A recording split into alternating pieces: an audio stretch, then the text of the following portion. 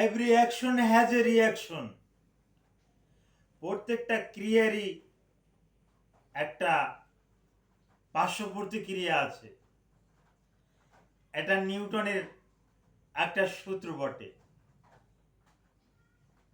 যেটা আপনার উপকার করবে ওটার কিছু কিছু ক্ষতিকর দিকও আছে।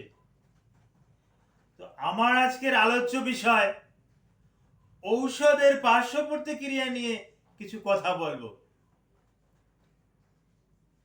একটা ভালো মানুষ ফার্মেসি থেকে ঔষধ কিনে নিয়ে আসলো, সে তো ভালোই ছিল। ঔষধটা খাওয়ার পর ওই যে অসুস্থ হইলো, ওখান থেকে আর ফিরে আসলো না, একদম কবর পর্যন্ত চলে গেল। এরকমের আমার চোখের সামনে কত দেখছি। তো সুতরাং ঔষধের একটা পার্শ্ব প্রতিক্রিয়া আছে, এই জিনিসটা মাথায় রেখে আপনাকে কিন্তু ড্রাগ গ্রহণ করতে হবে। এই বিষয়গুলোর উপরই একটু আলোচনা করব। আসসালামু আলাইকুম রহমতুল্লাহি ওয়া বারাকাতুহু। আমি ডাক্তার মীর শহীদুল ইসলাম। আমার চেম্বার শুভেচ্ছা 255 ঐতিহ্যবাহী শেখগার সিলেট। যে গুগলে গিয়ে ডাক্তার মীর শহীদুল ইসলাম কথাটি লিখে সার্চ দিলে আমার সম্পর্কে যাবতীয় তথ্যাদি আপনি পেয়ে যাবেন।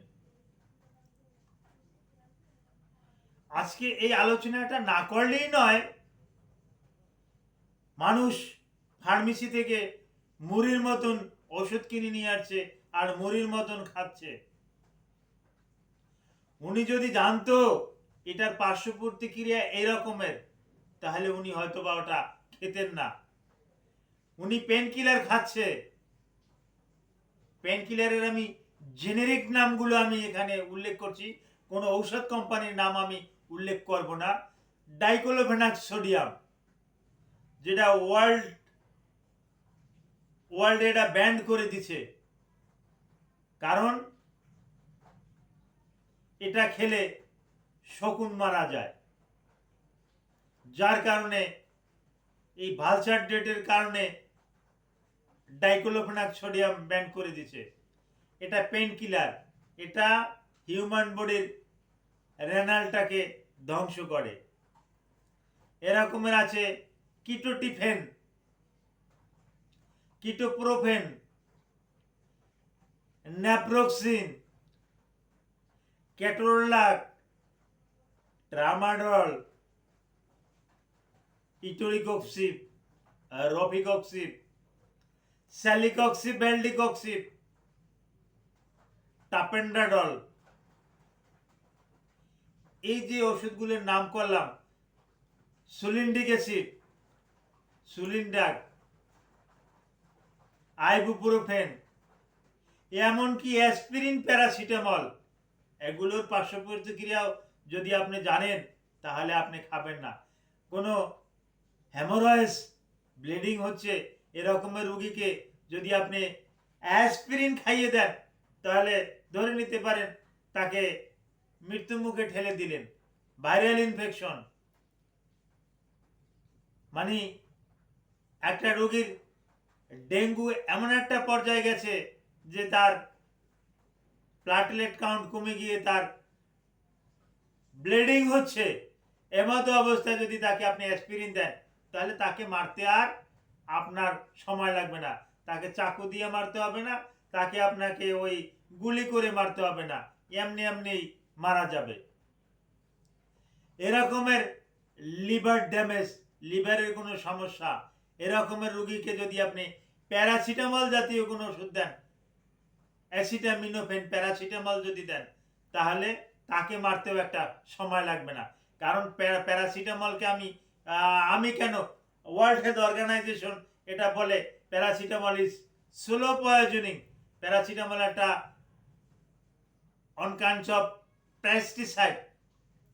এটা অনেক জার্নালে আমি পড়েছি। এটা ওই স্পাম কাউন্টিং কমায় দেয়, স্পামের ওই ক্যান্সার করে, লিভারের ক্যান্সার করে, ইন্টেস্টাইনের ক্যান্সার করে, এতগুলো সাইড এফেক্ট প্যারাসিটামলের। তারপরও আপনি ফার্মেসি থেকে গিয়েই বিভিন্ন কোম্পানির নাম ধরে চাচ্ছেন, আমি নাম বলবো না, প্যারাসিটামল দেন, প্যারাসিটামল দেন, আর আপনি খাচ্ছেন।